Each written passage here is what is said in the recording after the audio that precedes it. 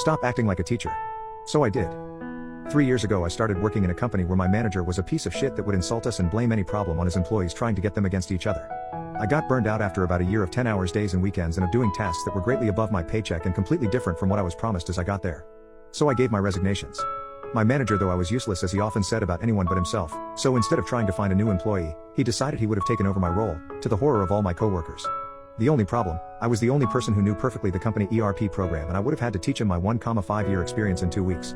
As I started to teach him, he got more and more frustrated and terrified by the amount of workload that was coming his way and started to insult me even more, but I was still trying to teach him the best I could for the sake of my coworkers.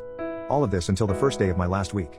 I was pointing out a mistake he was making every time he did a certain task, and he replied screaming at me, "Shut the fuck up. I don't need you to act as a fucking teacher."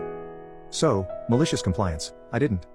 I just sat beside him for the next and last 5 days, not teaching him anything, and every time he couldn't remember how to do something I would jokingly cheer him up, telling him I was sure he could come up with a solution himself if he